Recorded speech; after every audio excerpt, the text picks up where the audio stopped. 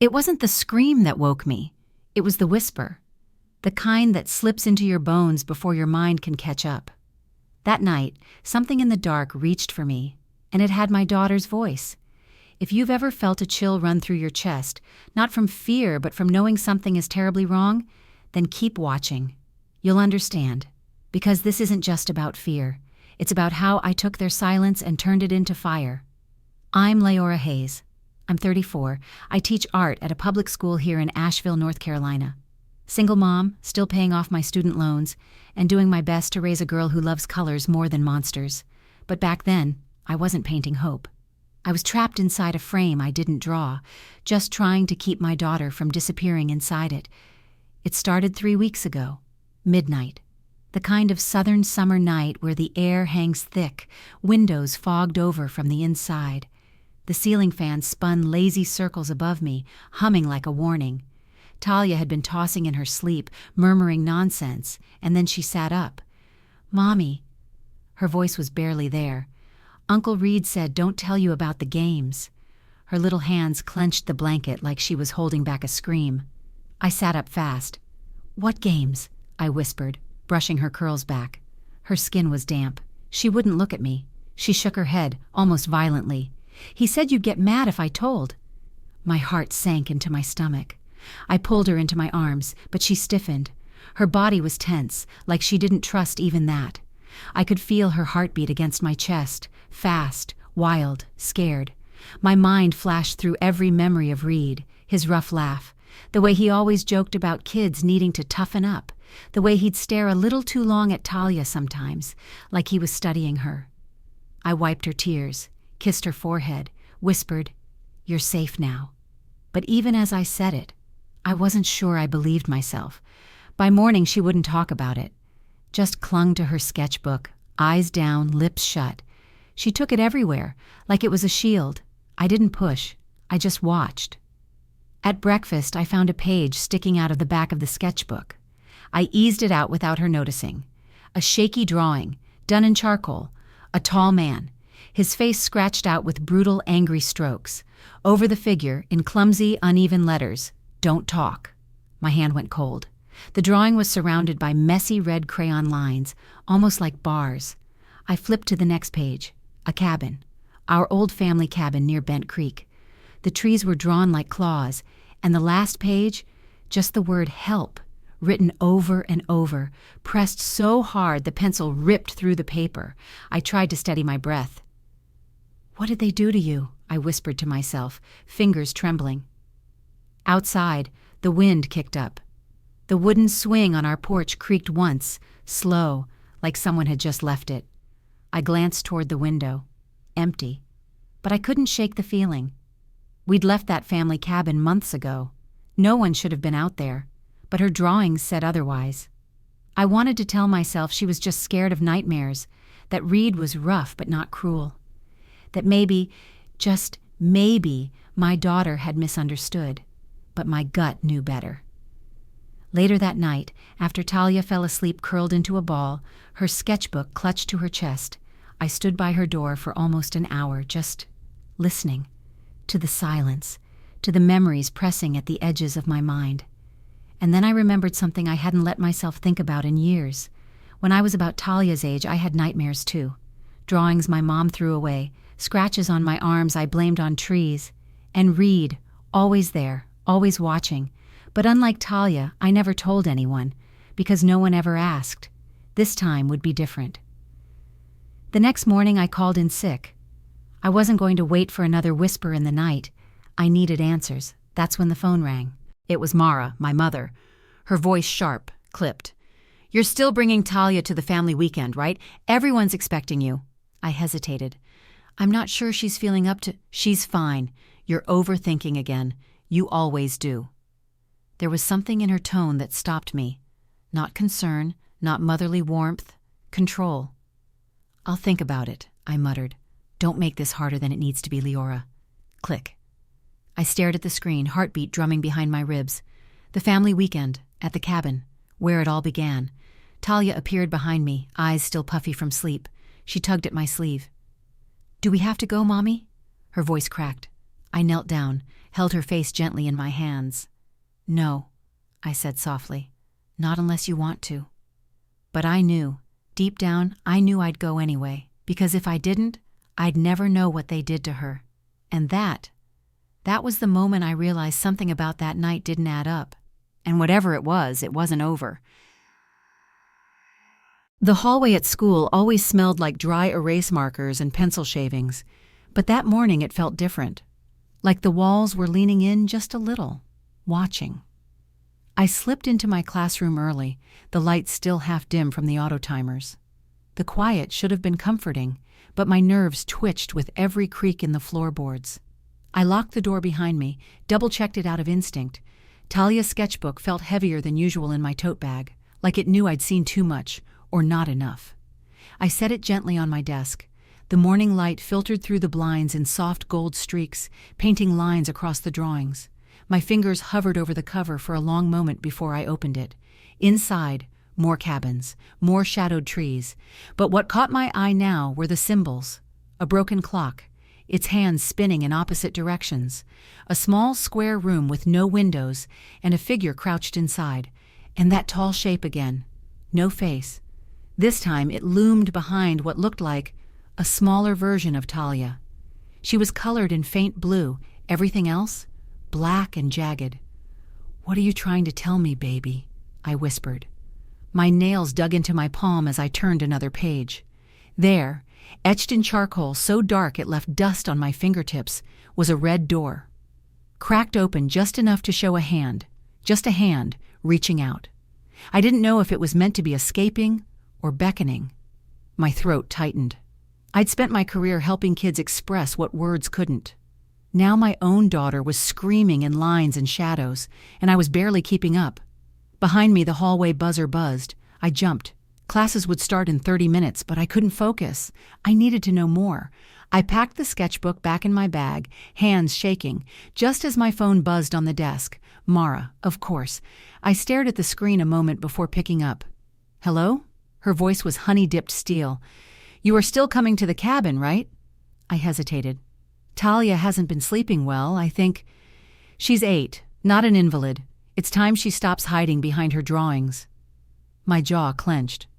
"She's not hiding," I said. "She's coping." A sharp laugh on the other end. "Same thing." She paused.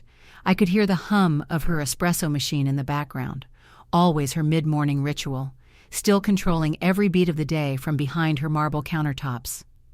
"Reed's bringing the grill," she added. "Veda's making her stupid lemon bars.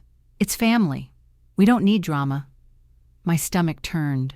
She always used that word, drama, like it was some passing storm, not the wreckage left behind, not the truth she refused to name. Still, I found myself saying, "We'll be there." And I hated myself for it the second I hung up. Why was I still doing this? Going along. Playing the good daughter, the quiet one, the obedient one. I remembered sitting on the cabin steps when I was 10. Reed had pushed me too hard during some game that left me scraped and sobbing. Mara told me to wipe it off and stop being such a victim. Veda said I was too delicate, like that was a flaw. I learned early. Silence kept the peace. And peace in our family was just another word for secrets. Now my daughter was drawing those secrets, crying them in ink, and I'd be damned if I let them silence her too. That afternoon, after school ended and the last kid left my classroom, I stayed behind. I spread all of Talia's drawings across my work table, dozens of them, more than I thought. As I sorted them, a pattern began to emerge. That cabin? It wasn't just any cabin. It was our family cabin, identical floorboards, the same uneven porch step, the fireplace stone Talia once tripped over as a toddler. And in nearly every picture, there was one corner she shaded completely black, a shadow that shouldn't have been there. I zoomed in on one photo I'd taken of her drawings on my phone. The shadow had eyes, barely visible. But they were there, watching. A knock on the classroom door startled me. It was Ms. Jenkins, the science teacher. "Everything okay, Liora? Thought I heard you talking to someone." I forced a smile, just grading some art critiques. She nodded, lingered a second too long, then left. I exhaled, shaky.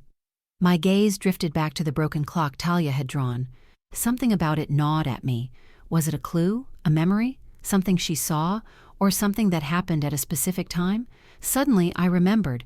At the cabin, there was an old cuckoo clock above the mantel. It hadn't worked in years. Reed used to joke it was stuck in time, like the rest of this family. God, was Talia trying to say something happened when that clock stopped? I pulled out a photo from 2 summers ago. Talia's birthday at the cabin. In the background, barely visible, the clock's hands were at 3:15, but in her drawing, they were at midnight, exactly when she whispered to me in bed. Something did happen, or was about to, and I was running out of time. The next evening, I tried to talk to her. We were curled up on the couch, movie playing on low volume, Talia clutching her stuffed fox. "Hey, sweet pea," I murmured. "Can we talk about your drawings?" She stiffened. I gently touched her arm. "I'm not mad. I just want to understand." Her eyes didn't leave the screen. "They're just pictures." "Pictures of what?" She hesitated. "Just dreams." "Bad dreams?" She nodded. My voice trembled. "Do the dreams happen at the cabin?" Her silence was answer enough. Then she whispered, so soft I barely heard it. "If I tell," he said, "the games will get worse." My chest caved. "Who said that?" But she just clutched the fox tighter. A tear slipped down her cheek, and she didn't wipe it away. I didn't ask again.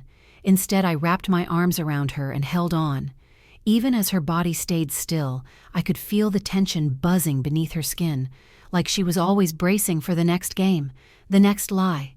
And I knew. We were going back to that cabin, but this time I wasn't going as a daughter. I was going as her mother, to burn every lie down. And as I zipped up her overnight bag later that night, something inside it shifted. Buried at the bottom, tucked beneath socks and pajamas, was a new drawing. A cabin window, a handprint on the glass, and in faint pencil beneath it, "Don't let him in."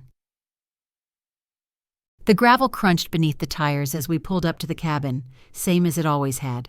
Same faded blue paint, same crooked weather vane spinning lazily in the breeze, but this time everything looked different. Talia sat silent in the back seat, her arms wrapped tight around her stuffed fox. Her eyes darted toward the tree line like something might step out and take her back. And maybe something would. I killed the engine and exhaled. The air smelled of pine sap and old smoke. That place always smelled like memory, and not the good kind. Inside my chest, something coiled tight. Part dread, part rage. I climbed out first, trying to look composed, motherly, but my hands trembled as I opened her door. "You okay, baby?" I asked. She nodded, but the motion was stiff, unconvincing. I took her hand. It was cold despite the June heat. Inside, the screen door creaked like it always did, only this time it grated deeper, like it knew we shouldn't be there. The main room hadn't changed. Same dusty brown couch, same outdated TV, same family photos lined up like trophies, none of them showing what really happened behind those smiles. "Look who's here," Mara called from the kitchen. She stood there with her arms crossed, wineglass in hand. Her gaze flicked to Talia, and for a split second I caught something in her eyes. Dismissal, maybe. Disdain. "Hello, Mother," I said, keeping my voice flat. She gave a thin smile and turned her back. "Veda's out back with Reed. Fire pit's going. Go on and settle in." The way she said it, it wasn't an invitation. It was an order. I ushered Talia to the guest room, the one with the floral wallpaper and sagging mattress. As I helped her unpack, she pulled the sketchbook out first and clutched it to her chest. "Can I keep it with me?" she asked, barely above a whisper. "Of course." I kissed her forehead. She didn't smile, just climbed onto the bed and turned to the wall. I wanted to turn the car around, take her far from here, but I needed to know. I needed to see how far they'd go to pretend nothing was wrong, and I needed to know why. Out back, the fire pit crackled as twilight deepened. Fireflies blinked in and out along the edge of the woods. I walked out, arms folded, my guard up. Veda was slicing lemons for her famous bars. She looked up and flashed her fox-like grin. "Well, if it isn't our prodigal daughter," she said. "You look tired, Liora. Is everything okay?" I ignored the bait. "Where's Reed?" A rustle behind me. "Here," he said. I turned to see him standing by the woodpile, Same heavy boots, same thick arms crossed over his chest like he was ready for war. Talia's voice echoed in my mind. He said the games would get worse. He walked toward me slowly like nothing had changed. "Hey sis," he said, voice casual. "You still mad I made her cry last time?" I didn't answer. My nails dug into my palms. "She's too sensitive," he continued. "Crying about a little game? Kids these days are soft." My voice came out low. "What kind of game, Reed?" He shrugged. "Hide and seek, just playing. You know how kids twist things." Veda chimed in with a laugh. "Reed's always been rough around the edges, but he loves the girl." I stared at them both, the ease in their posture, the way they brushed it all off like spilled milk. And that's when I saw Mara standing by the kitchen window, watching us. A wineglass still in hand, her expression unreadable. But her presence, cold as the mountain air. I remembered a different summer here. I was 9. Reed dared me to climb the old pine behind the shed. I fell and broke my wrist, cried for hours. Mara told me to stop embarrassing myself in front of the neighbors. Veda laughed and called me a drama queen. And Reed? He just watched, like he always did. Talia appeared at the edge of the porch, eyes wide. She took one step, then stopped, gaze fixed on Reed. "I don't want to play," she said softly. Everyone froze. Reed raised an eyebrow. "No one asked you to." But the edge in his voice was sharp, and my body tensed. Talia stepped back. Mara's voice rang out from the door. "She's fine, Liora. You're the one filling her head with nonsense." I turned, blood rushing in my ears. "She told me he threatened her." Mara scoffed. "She's a child. Children lie, especially when their mother's always whispering that the world's out to get them." She stepped down the stairs, her heels clicking against the wood. "You were always like this, making trouble, looking for someone to blame." My jaw clenched. "No, I just stopped pretending." Veda dropped the knife onto the cutting board, suddenly quieter. "We don't need this," she muttered. "This family's been through enough." My eyes locked on hers. Something flickered there. Guilt or calculation? "You mean the kind of enough that leaves a kid too scared to sleep?" I asked. No answer, just silence. Reed chuckled darkly. "You always were dramatic." I walked over to Talia, picked her up into my arms. She clung to me tightly, face buried in my neck. That was it. They weren't going to admit anything. They never had, never would. But that didn't mean I couldn't make them. As I turned to go inside, I spotted something in the corner of the room, a heavy chest, old, wooden, with a rusted padlock. It hadn't been there before, or maybe I just never noticed it. I paused. "What's in that?" I asked. Mara didn't miss a beat. "Old junk, tools, nothing important." But the way her eyes darted, the way Reed shifted on his feet, I knew it was a lie. Something was in there, something they didn't want me to see. That night, I couldn't sleep. Talia lay next to me, her breath steady but shallow, like she didn't trust the room not to swallow her whole. I stared at the ceiling fan above us. The blades spun slow, clicking every time they passed the warped spot on the plaster. I kept hearing Mara's voice. "Children lie, but what if they don't? What if they're the only ones brave enough to tell the truth?" Just after midnight, I heard something creak. Not the floor, the chest. Like someone, or something, was trying to open it from the inside. Somewhere between 2 and 3 a.m., I realized I wasn't going to sleep. Not in that house, not with that chest. The sound was faint. Too faint to wake Talia, but I heard it. A groan in the wood like pressure shifting, something alive beneath a floorboard, something resisting silence. I sat up, every nerve electric. My eyes flicked to the window, just trees swaying in the dark, but it felt like the forest was leaning closer, listening. I tiptoed out of the room, careful not to wake her. The hallway light buzzed overhead, casting that pale yellow that never felt quite warm. I passed the kitchen, silent now, wine glasses rinsed and turned upside down on a towel like nothing had happened, like the night hadn't been thick with tension and accusation. I stopped in front of the chest.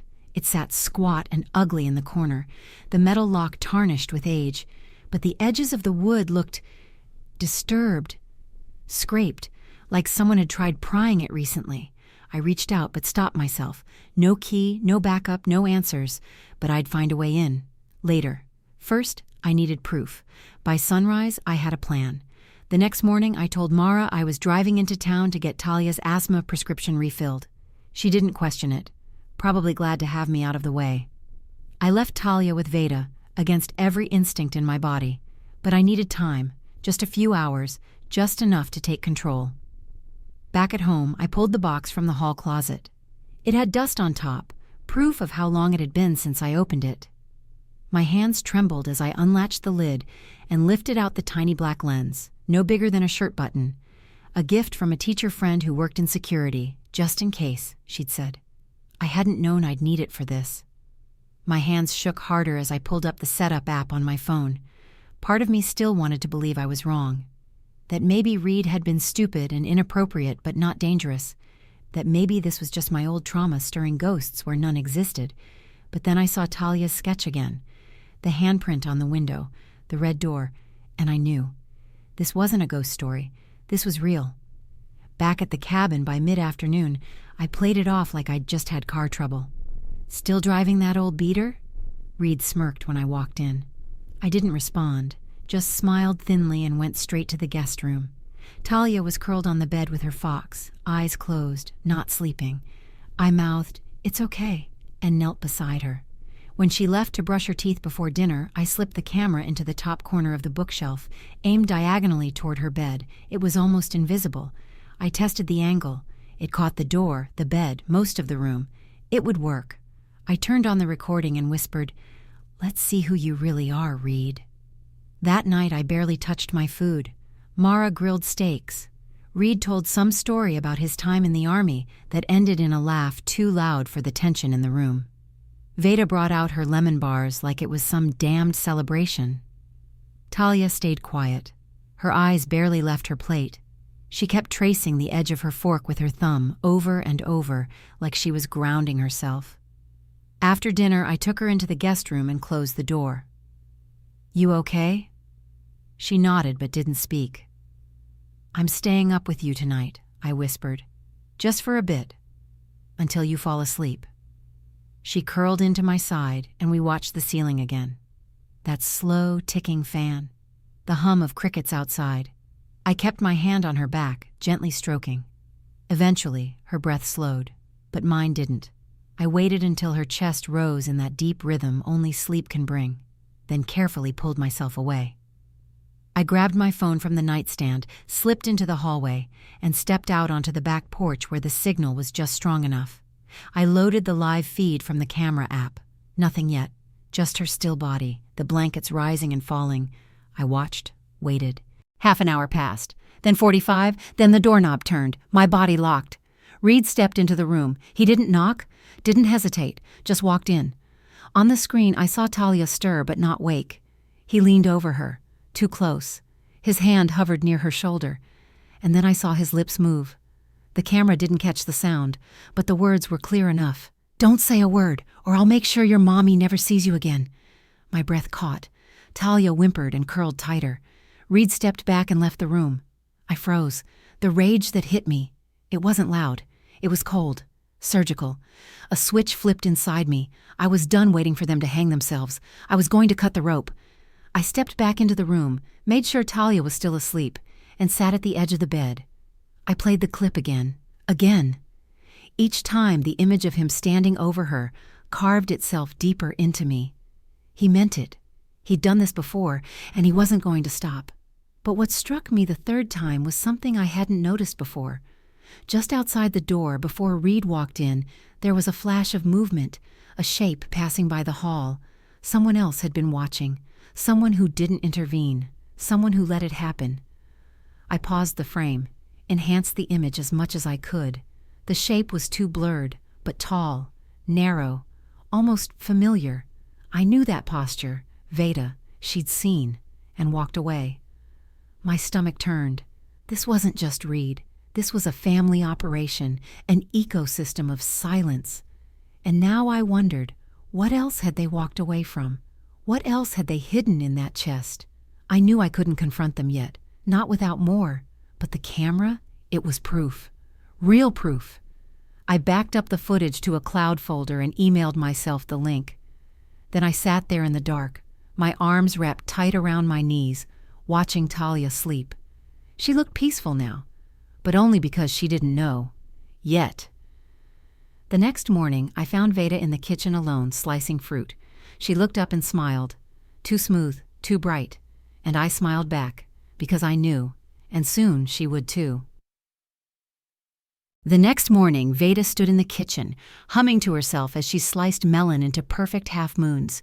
Sunlight poured through the window behind her, catching the edge of her gold earrings, those little hoops she never took off. I leaned against the door frame, arms crossed. "You sleep all right?" she asked, not turning around. "Did you?" I replied. She paused, just briefly, then kept slicing. Her stillness scared me more than Reed's threats. He was predictable, loud, clumsy, obvious. Veda was quiet, calculated, the kind of person who didn't need to raise her voice to destroy someone.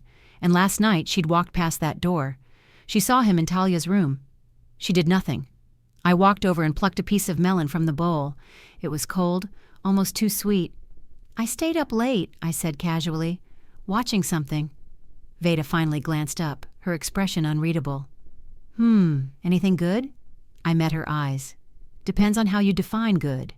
She didn't blink, just wiped her hands and moved on to the coffee pot like I hadn't spoken. That was her tactic. Deflect, delay, diminish. Just like when I was a teenager and asked why Reed got away with everything. She always had a way of making me feel like I was too much, too sensitive, too loud, too dramatic. And now she was doing it to my daughter.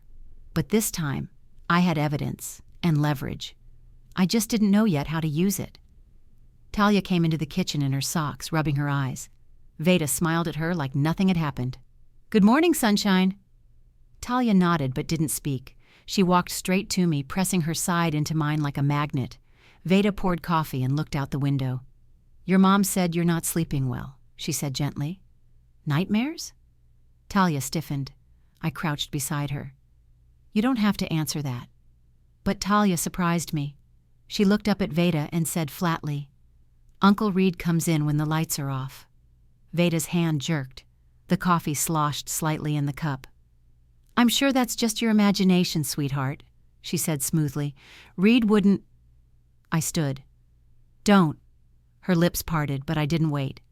I grabbed Talia's hand and led her out of the kitchen. The air outside hit me like a slap, sharp with pine and distant smoke. My heart thundered in my chest, but my hand stayed steady, because now I knew Veda was in this. Later that day, while everyone was out by the lake pretending to be a family, I stayed inside. Talia was with me, curled up in a blanket with her sketchbook, quietly drawing under the ceiling fan. I thought about when I was 13. I had come home crying from school after a boy followed me into the girls' locker room. Mara told me not to make a fuss. Veda told me it meant he liked me. I never forgot the look on her face when she said it, like she was handing me a compliment, not a curse. I couldn't let Talia live under the same sickness. I opened my laptop, pulled up the footage, and scrubbed to the frame where Reed leaned over her bed. I watched his lips again, mouthing the same threat, then paused at the movement in the hallway. I replayed that blur again, Veda's shape, just standing there, watching, then gone. But this time, I noticed something new, her hand. She wasn't just watching, she was holding a phone, recording. Why? Why would she record him if she was complicit? Unless she was protecting herself. Unless she knew things were spiraling and wanted an escape plan, or leverage. My stomach turned. Maybe this wasn't just about Reed. Maybe Veda knew everything. And maybe, for once, she was scared. That afternoon she came to me. "I brought you tea," she said, holding the mug in both hands like an offering. I didn't take it. She sat on the couch across from me anyway. "You've always been a fighter," she said quietly, "even when you were little. I admired that." I stared at her, waiting for the angle. "You think I don't know what you're doing," she continued, "but I do." She leaned forward. "You're setting a trap. And that camera, clever. Very clever." My throat went dry. "You watched," I said. "You saw him and did nothing." She didn't deny it. "I've seen worse," she said. "In this family, Silence keeps us alive. No, I whispered. It kills us slowly. Veda sighed. For a moment she looked tired, old. Then her mask snapped back on. You want to expose him? She said. Go ahead. Just know, he won't go quietly. And Mara, she'll take his side. She always has. She stood and walked to the door, then paused. But if you want help, real help, destroy the footage. Let me handle it. What does that mean? She didn't answer, just left. That night, I couldn't stop thinking about what she said. What did she mean by handling it? What else was she hiding? Who else had she protected? I waited until the house was quiet, everyone asleep. I sat on the edge of Talia's bed, listening to her breathe. Then I slipped out into the hallway. The floor creaked under my steps. The moonlight poured in thin, white lines through the windows. I stopped at the chest. My hands trembled as I knelt beside it. I had to know. I picked the lock. It was easier than I expected. Inside, old documents, a stack of photographs and letters, faded envelopes with my mother's handwriting. I lifted the first one. The paper crackled like dried leaves. My name was on it. My hands shook harder. And then I saw it, tucked in the very bottom, a photograph of Mara and a man I didn't recognize, standing outside this very cabin, in front of the red door, the one Talia kept drawing. The photograph felt wrong in my hands, like it didn't belong to this timeline, this family, or even this place. The edges curled with age, the colors fading into a soft rust and green haze. But the door was unmistakable, red, chipped, slightly ajar, and Mara, my mother, standing in front of it, one hand resting on the shoulder of a man I didn't recognize. He was tall, dressed in a military jacket, but his face? Blurred, not from time, from motion, like he didn't want to be seen, or someone didn't want him remembered. I flipped the photo over. No date, no name, just a smudge of ink like someone had tried to write, then changed their mind. Why would Mara keep this buried in a locked chest under years of old blankets and moldy letters? Unless it was a secret she thought would never be uncovered. Unless that door, the one from Talia's drawings, wasn't a symbol, but a place. The floor creaked behind me. I turned fast, shoving the photo back into the pile. Reed stood in the doorway, arms crossed, his shadow swallowing the slant of moonlight behind him. "What are you doing in here?" he asked. My voice caught in my throat. Just couldn't sleep. He stepped into the room. His boots sounded too loud on the floorboards. I backed up, heart hammering. "You've been snooping," he said. "I saw you." He was too close now. I could smell the sweat and something sour on his breath. I squared my shoulders. "I know what you did to Talia." For a second, just one blink, something flinched in his expression.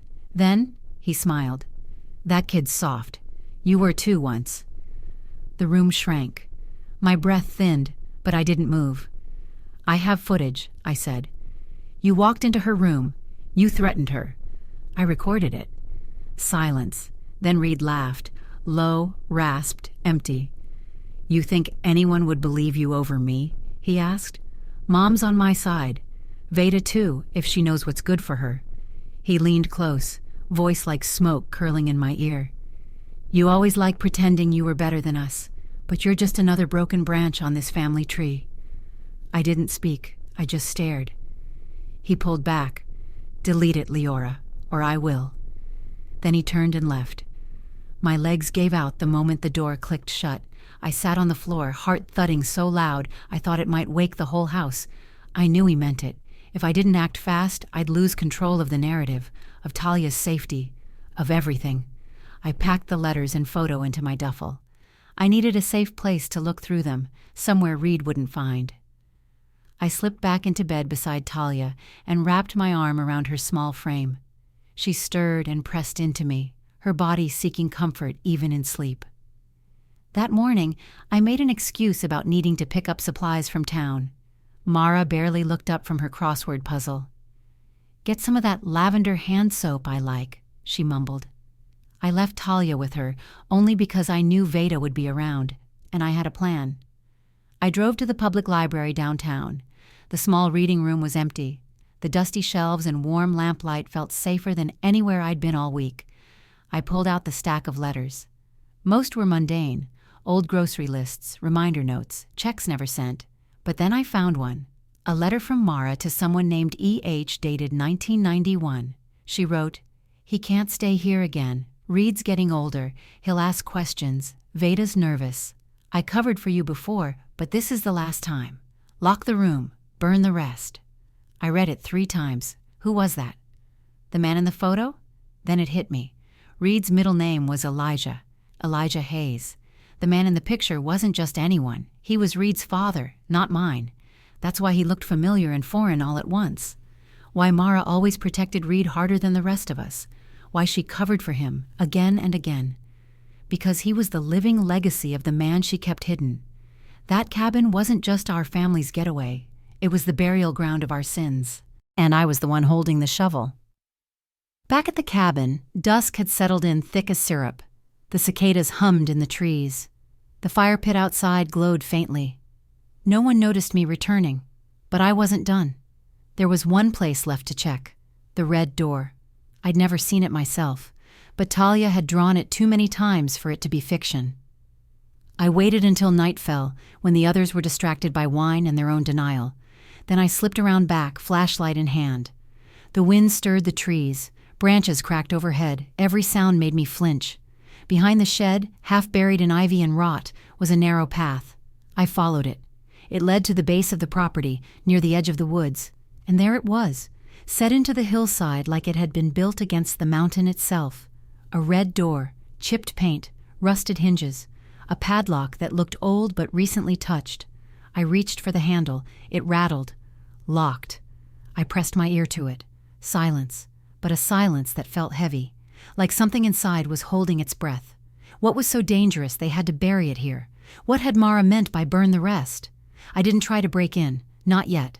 I needed Talia out. I needed a plan. I needed backup. And I needed someone who wouldn't look away. So I did the one thing I swore I'd never do. I called the police, and I asked for Detective Rain Holt. The church smelled like old wood and candle smoke, thick with memory, heavy with something holier than forgiveness, the kind of place that made you feel like even your breath could be a sin. I sat in the front pew, hands clutched together in my lap, waiting for them to arrive. My fingers kept curling into themselves, pressing half-moons into my palms. Behind me, whispers floated like dust, not loud, but sharp enough to sting. "Is that Liora Hayes? I heard it's about her brother. I thought the family was tight."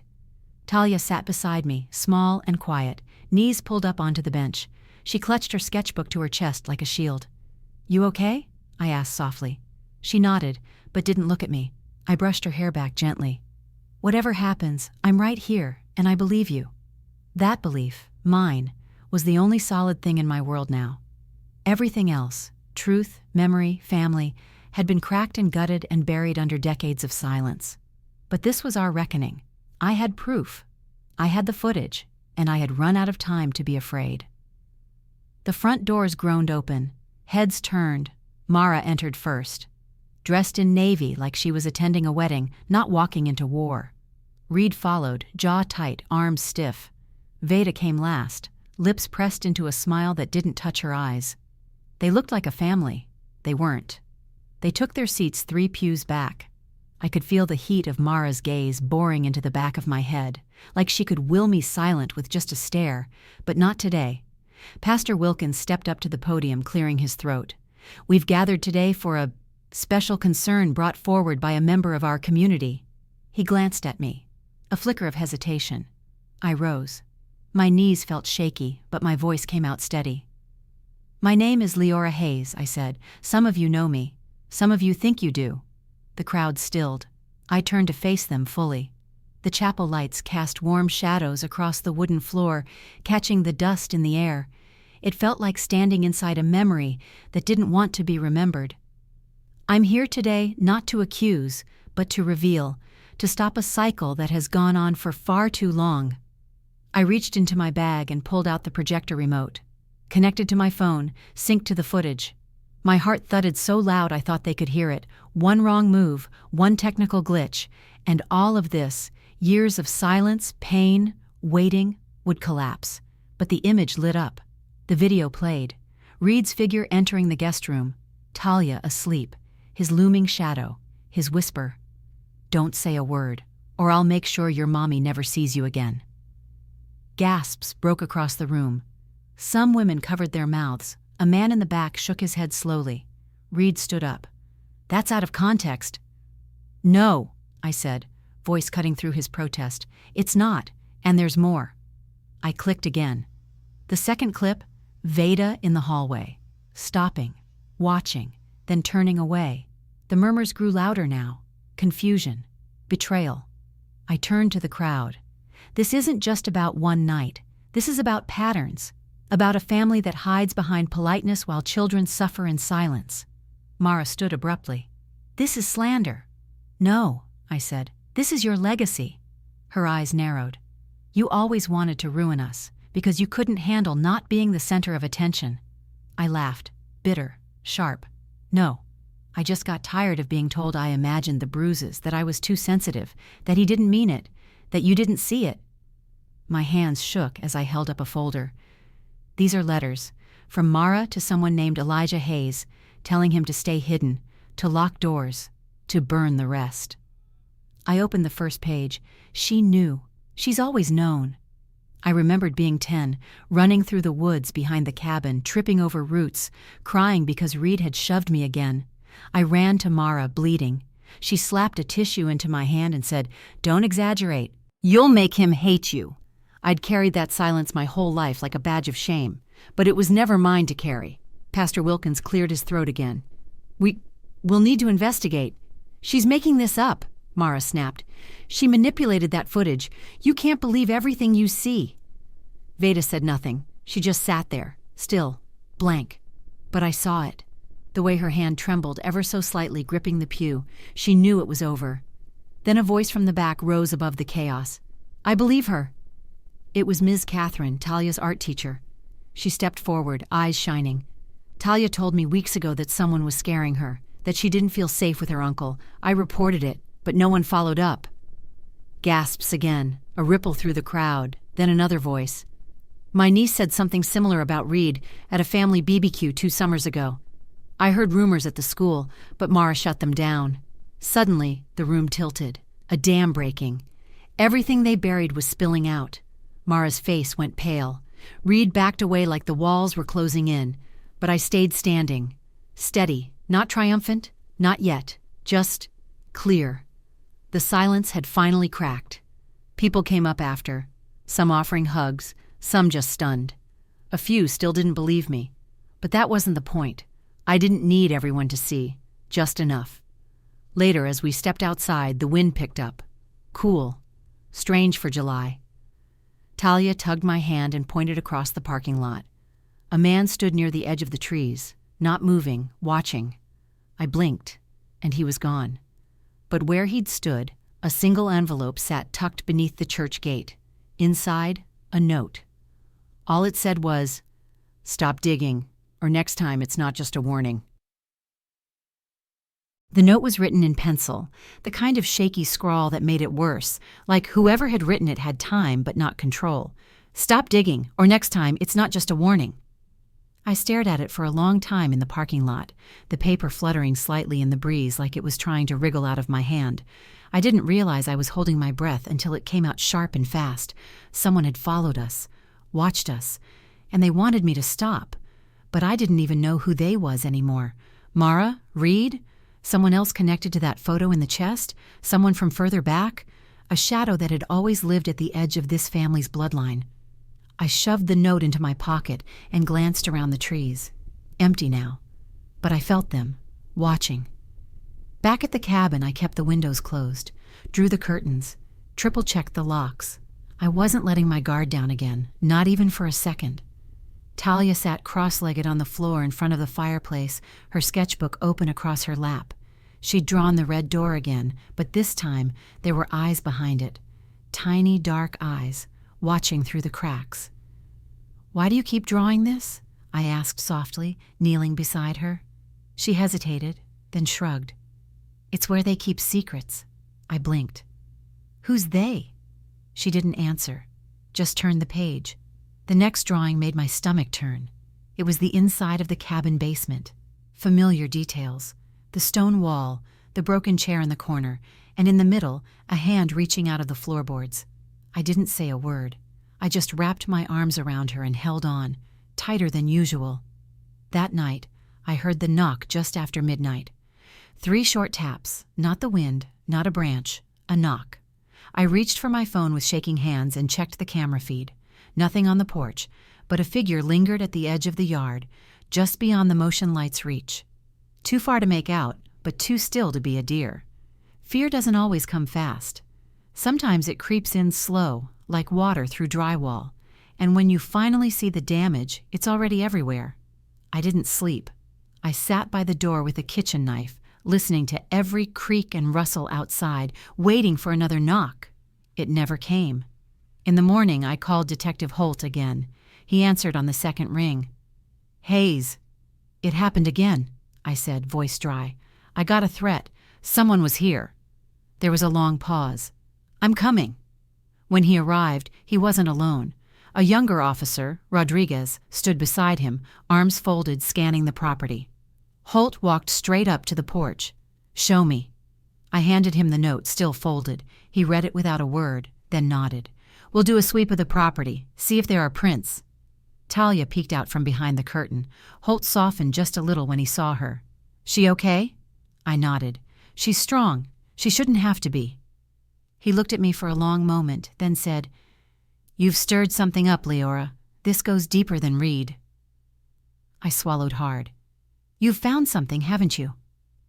Holt hesitated, then he motioned me to step aside. Once we were alone near the side of the house. He pulled out his phone and opened an image. It was an old police report, 1986. A case file stamped closed. Victim, female 13. Location, Bent Creek, Asheville. Suspect, name redacted. Notes, alleged abuse at family property. No physical evidence recovered, no formal charges filed. I felt my knees weaken. That's not me?" I asked. "No," Holt said. "It's someone else. Someone tied to Mara's brother. Your uncle. The one no one ever talks about." An uncle I didn't even know existed, Holt continued. He disappeared 2 years later. No record, no grave, just gone. The report was buried under sealed family agreements and a bunch of red tape. Veda's name shows up twice. She gave testimony, then retracted it. He looked at me. "This isn't just about Reed. Your family has buried things for decades. You've kicked the hornet's nest." I nodded slowly, then let them sting. That night, Mara showed up, uninvited, makeup perfect, smile like steel. She stood on the porch holding a casserole dish, like we were just a normal family having a quiet Sunday. I opened the door but didn't move aside. "Mara?" "Liora." Her eyes flicked past me into the living room. "May I come in?" "No." She cocked her head. "I raised you better than this." "No," I repeated. Her smile faltered. "I heard about the church stunt," she said. "You've embarrassed yourself. You've embarrassed us. But if you take it all down, apologize, we might still recover." I laughed. One short, bitter breath. "Recover? From what?" She stepped closer. "From your little story before it spreads further. Think about Talia's future. No school will want a girl labeled like that." My hand tightened on the door frame. "You didn't protect me," I said. "And now you're threatening my daughter?" "Reed's sick," she said suddenly. "He's struggling. He's had a hard life. Because you let him." I shut the door, hard, and locked it. Then double-locked it. She was cracking. The tighter I pulled on the truth, the more of her mask came off, and that terrified her. Later that evening, as the sky turned that muddy purple-gray of late summer, Talia came to me. She held her sketchbook open to a new drawing. It was a map. Not perfectly drawn, but clear enough. A cabin floor plan, a hidden space behind the far wall, a hatch under the stairwell. I looked at her. "Have you seen this?" She nodded. "I think it's where the man went." "What man?" She pointed to the picture from before, the one with the blurred figure. "Him, the one no one talks about." I stared at the page. My chest tightened. The man from the photo in the chest, the one with Mara by the red door. He wasn't a stranger. He was family. That night, I sent Holt a text. "Found a hidden space. Need you here. Tomorrow, noon. Bring backup." Then I looked out the window, and this time, the shadow at the edge of the woods wasn't gone. It was walking toward the house. The silence after I hit send was deafening. No sirens, no footsteps, just the quiet hum of my laptop fan and the distant chirp of crickets outside the church. I had just scattered the truth like glass, and now I was waiting to see who would step on it. The files were out. The video, the scanned journal entries, the police records, the photo of the red door, the basement layout. I'd sent it to every news outlet from Asheville to Raleigh, every PTA chair, every teacher, every board member, every person who had ever pretended they didn't see what was happening. I used to think breaking silence was loud, like shouting or slamming a door. But it's not. It's calm, controlled, like watching the first snowflake fall right before an avalanche. It wasn't long before I got a reply. Not from a parent, not from the press, from Holt. "Come to station. Now, bring Talia. Keep low. It's bigger than we thought." We waited in a small, windowless interview room at the sheriff's office. Fluorescent lighting buzzed above. The walls were beige, and so was the air. Talia sat next to me, scribbling quietly. She hadn't said much since I picked her up from Ms. Catherine's, just nodded when I said we'd be safe now. I didn't believe it either. Detective Holt entered, eyes shadowed, jaw tight. He sat across from me, pulled out a file, and slid it across the table. "Before you read this," he said, "you need to know, I've been digging in places most cops wouldn't, because I believe you, and now I can prove it." My hand trembled as I opened the folder. Clippings, black and white photos, yellowed records, names I didn't recognize, and then ones I did. Veda, Mara, Elijah Hayes. My throat went dry. These weren't just family names. These were evidence logs, witness interviews, hospital reports, money transfers, dates that matched the years I'd always been told were quiet. Holt spoke softly. Reed wasn't the first, and he wasn't acting alone. I looked up at him. "What are you saying?" He pointed to one file. Mara and Veda didn't just cover up what Reed did. They orchestrated the silence. They used that cabin for more than just family weekends. They paid off victims, buried complaints, pressured witnesses. I felt my body lean back against the chair like gravity had suddenly changed. "Why?" I whispered. "Why protect him like that?" I remembered being 7, getting a bloody nose at the dinner table. Reed had accidentally elbowed me. Mara gave me an ice pack and told me to smile for the family picture 5 minutes later. Holt leaned forward. Reed wasn't the golden boy. He was leverage, a weapon they used, and when he got messy, they didn't clean it up. They just pointed the mess somewhere else. He pulled out a printed photo, the one I found in the chest, Mara and the red door. A man beside her, barely in frame. "Elijah Hayes?" I asked. He shook his head. "Not quite. That man is Thomas Reedman.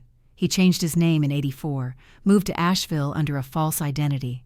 He was under investigation in another state for the exact same thing." He let that settle. "Your brother isn't just broken, Liora. He's a legacy." "And Mara?" Holt sighed. "She orchestrated the cover-ups, paid off families, positioned herself as the grieving mother of a disturbed vet son whenever questions arose. But the records show she was more than just complicit." He handed me another report, an affidavit. Veda's name was at the top. "Veda made a deal," he said. "Anonymous cooperation in exchange for immunity." My jaw clenched. "She sold me out." "No, she sold them out," Holt corrected. "But she wants you quiet, because if you go public before we indict, we lose leverage. That's why you got the threats." "And the man in the woods?" Holt looked at the wall for a long moment. Then he said, "We think he was hired." "Hired by who?" "We don't know yet." He tapped the table. "But I can promise this. If you back down now, they win, again. And this cycle goes on." Something inside me broke then, but it wasn't pain. It wasn't fear. It was the shell of old obedience, the rusted part of me that still wanted to believe in family. It cracked, and underneath it was fire. I stood. "What do you need from me?" Holt looked me square in the eye. "Everything you've got, publicly." A beat passed. Then I said, "I'll give you more than that." That night I posted the full journal entries to a private group for abuse survivors in Asheville. Within 20 minutes I had 27 messages. By midnight it was over 100. Most of them said the same thing. I saw something. "I think this happened to me too." They told me I imagined it. A few sent photos. A man in a military jacket, A woman in pearls with a too-white smile. Mara, Reed, Veda. This wasn't just our story anymore. It never was. It was a network. A silence passed down like heirlooms. But not anymore. The next morning, I woke up to a text from Holt. Reed's gone. Veda too. Both disappeared overnight.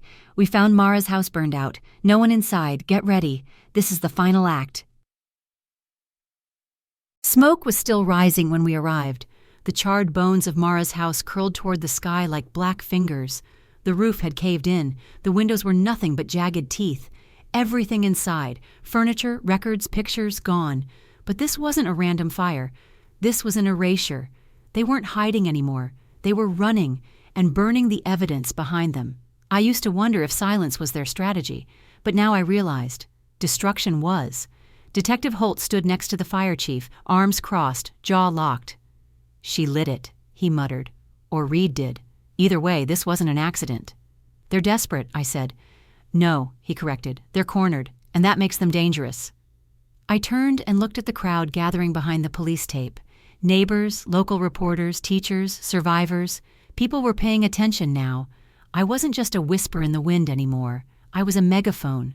We met that evening in the old town hall, neutral ground. Yellow lighting buzzed above faded portraits of dead mayors, and the air smelled faintly of mildew and folded chairs. Holt had set up the projector. I brought the files. Talia sat quietly beside Miss Catherine in the front row, clutching her Fox, sketchbook closed for once. I took a deep breath and stepped up to the podium. 3 weeks ago, I began, my daughter told me something I didn't want to believe. A whisper in the night about a game she never wanted to play. I paused, let the silence expand. And now, I believe she saved us all. The first slide appeared on the screen, a photo of Reed, pausing the footage where he leaned over Talia's bed. Gasps. The next slide, Veda watching in the hallway. Then the third, Mara, outside the red door, her arm around a man we now knew wasn't who he claimed to be. Holt stepped forward and took over. Ladies and gentlemen, he said, voice clear, what you're seeing is part of a decades-long pattern of abuse, coercion, and institutional cover-up. What started in the 1980s did not stop. It metastasized. He played the audio clips, read the journal entries, projected the sealed documents, the testimonies, the money trails. The room went still. Even the air felt heavier. There was no going back now. Every secret I'd been taught to swallow was now pinned to a wall under fluorescent light. And still, part of me was bracing for someone to shout me down. But no one did. A woman stood in the back. I saw Reed with my cousin's daughter at a birthday party in 2011. She came home crying. We never knew why. I think I do now. Then another voice. Mara threatened to have my sister fired from the school if she filed a report. It spread like fire on dry brush. Then a journalist from the Asheville Citizen-Times stood up. We received an anonymous drop last night. Copies of the journal entries, financial ledgers, and the original police reports. If this is real, it's one of the biggest buried abuse scandals in state history. Holt nodded. It's real. The journalist glanced around the room. We're going to publish. Front page, tomorrow. My knees almost buckled. The truth was going to see the sun. I remembered being 12, drawing in the corner of that same room while Mara gave a speech about upstanding family values at a PTA fundraiser. She'd smiled like a queen, her pearl necklace catching the light. Everyone applauded. That was the first night I realized how easy it was to fool a crowd. Now they weren't clapping. Now they were listening. Now they were angry. That's when the back doors banged open. Reed, disheveled, dirt on his jeans, blood on his knuckles, and eyes that weren't just wild. They were feral. People gasped. Some stood to leave. Holt reached for his holster, but I stepped forward. Looking for attention, Reed? I asked. He laughed, low and hoarse. You always were the little actress. Put it down, Holt said. Reed's hand hovered inside his coat, but he didn't draw. Instead, he pointed at me. You think this ends with a slideshow and a speech? You think anyone's going to believe your circus show? They already do, I said. He lunged, but 2 officers tackled him before he reached the aisle. He went down screaming, kicking. You think this makes you safe? He shouted. You're just like her. Just like her. You'll end up buried in that cabin too. The words hit like a slap, not because they scared me, but because they confirmed it, that there was a body, that someone never made it out of that red door. As they dragged him out, Holt leaned over to me. "We'll dig under the concrete," he said. "Tonight. If he's telling the truth, we'll find bones." I nodded. My fingers dug into the edge of the podium, white-knuckled. The crowd sat in stunned silence, but I felt something shift in the room, like a dam breaking. People didn't just believe me now. They were behind me, and Mara? She was nowhere, which made her the most dangerous one of all. Later that night, I sat on the porch steps of the cabin, watching the red and blue lights flicker in the trees as officers prepared to excavate the foundation. Talia sat beside me, her fingers laced through mine. She looked up at me and whispered, "Is the bad part over now?" I didn't have the heart to lie, because across the field, in the shadows just beyond the floodlights, I saw a silhouette watching us, and it wasn't Reed. The air smelled like ash and wet dirt. Smoke curled above the trees in the distance, thin and gray in the morning light, too faint for alarms but thick enough to tell a story. The cabin was on fire. Not just smoldering, burning. I watched from the edge of the field, my arms wrapped around Talia, her head pressed to my chest. Behind us, the sirens echoed through the hills, still too far. I didn't need them. It was already too late. Part of me wanted to cry. That place was my childhood, my trauma, my mother's mask, my brother's weapon, my aunt's whisper. And now it was turning to blackened timber and melted memories. But another part of me, buried deep and raw, was still. Because maybe fire was the only honest thing that house had ever known. 2 hours earlier, Holt had gotten the call. Fire started just after 3, gasoline and an accelerant. This wasn't an accident. "Reed?" I asked. He shook his head. "Reed's still in custody. Veda too. They've been under surveillance." Then we looked at each other. Mara. Of course it was her, the one no one could pin down, the one who always arrived with casseroles and left with leverage. She had vanished 2 nights earlier. No cards, no trail, no fingerprints, just a pearl necklace found in the center of the basement floor, like a signature. "We'll go out there," Holt said. "Evac's in place. We'll keep you clear." But I shook my head. "I need to see it." We reached the cabin just as the flames had begun to weaken, charred beams collapsing inward like ribs snapping one by one. The firemen let us stay at a distance, but Holt walked with me. "They'll find something under there," he said. "The ground's soft enough now." I nodded. He meant bones. He meant the body, the one Reed screamed about, the one Mara threatened to bury me beside. I looked at the place where the red door used to be. Gone now. Nothing left but a warped frame and a scorched threshold, and for the first time, I felt something I hadn't dared to feel in weeks, finality. But peace was never quiet in my family. By mid-afternoon, the first report came in.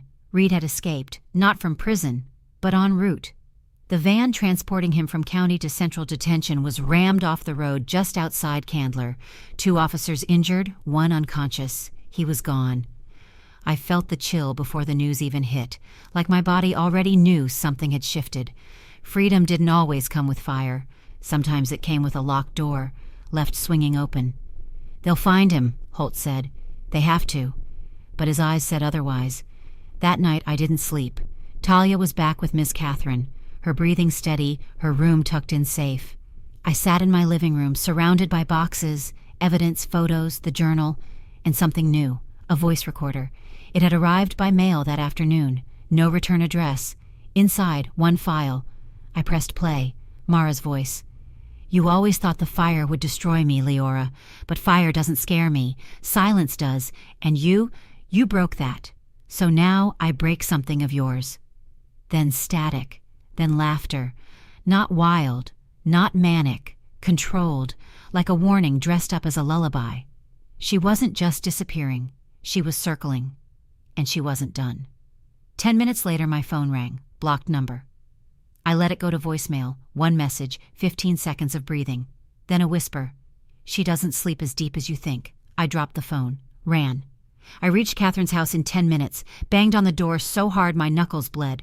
She opened it, panicked, confused. "She's okay. She's upstairs, Liora. What happened?" I didn't answer.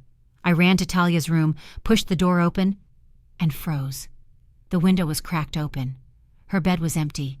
No, no, no, no, no. Then a sound, rustling from the closet. I yanked it open. Talia blinked up at me, wrapped in a blanket, crouched in the corner. "I got scared," she whispered. "I thought someone was coming." I collapsed to my knees and pulled her into me, tears spilling before I could stop them. "No one's taking you," I breathed. "Never again." By morning, the news had broken. National coverage, full exposé, my name, my face, the recordings, the evidence. But none of it mattered more than the feeling that Mara was still moving in the dark. Somewhere, circling. I remembered her hands on my shoulders at age 15, whispering after a school assembly, "Keep your voice down, Liora. No one likes a girl who tells too much truth." Now the truth was loud, but Mara hadn't disappeared. She was planning. Later that day, a knock came at the door. Holt again. But this time, he wasn't alone. 2 federal agents stood behind him, suits sharp, eyes scanning everything. "We've got new intel," he said. "From where?" He handed me a tablet. A live satellite image. A woman, gray coat, auburn hair, walking through a rest stop in western Tennessee. Mara, heading south. He looked at me. "We believe she's setting up her endgame." I clenched the tablet, my voice steady. "Then let's finish this." The sky over Raleigh was the kind of blue that didn't feel real, clear, untouched, like it hadn't seen the kind of things I had. We had just finished unpacking the last box in our new apartment. It was small, sunlit, no creaking floorboards, no secrets in the walls, just clean lines and a balcony that caught the morning breeze. Talia sat on the floor with her sketchbook open across her lap. Her fingers moved slowly, pencil gliding, pausing, gliding again. This time she wasn't drawing a door or a shadow. She was drawing a window, and behind it, light. I sat across from her, legs folded under me, sipping lukewarm coffee, just watching. It was the first time in months I didn't feel like something was creeping in from the corner of the room. 2 weeks had passed since the fire, since the cabin collapsed, since the arrest. Holt had found Mara 3 counties south, holed up in a roadside motel with 3 fake IDs and a suitcase full of cash. She never resisted, never cried, just looked at him with that same chilled expression she always wore, like everyone around her was a child she'd outgrown. She was being held without bail. Reed was transferred back into federal custody, this time shackled and monitored, no visitors, no privileges. Veda flipped finally, offered sworn statements, dates, names, claimed she was coerced, but no one bought it. The community had seen too much. And me? I testified. Not just in court, but everywhere. I went to school board meetings, church halls, community forums. I told the truth, every inch of it, and for once, people listened. I thought it would feel like winning, but it didn't. It just felt like surviving. Talia glanced up from her drawing. "Mommy?" "Yeah, baby?" She held up the sketch. "Do you think we'll stay here a long time?" I walked over, sat beside her, and wrapped my arm around her shoulders. "I hope so," I said. "But even if we don't, we'll be safe. You and me." She leaned into me, resting her head against my side. Her body relaxed all the way through, and I felt it too. The slow exhale of a story ending. The next morning, I stood in front of a crowd again, this time at a city conference for trauma-informed educators. My hands didn't shake. I told them about my daughter, about the whispers in the night, the drawings, the red door, and how sometimes the people who are supposed to protect you are the very ones who taught you to stay silent. But silence is a learned behavior. So is courage. And when you finally choose to speak, loudly, publicly, without apology, it doesn't just break cycles, it burns them down. I looked out at the sea of teachers and advocates and parents nodding quietly. That moment mattered.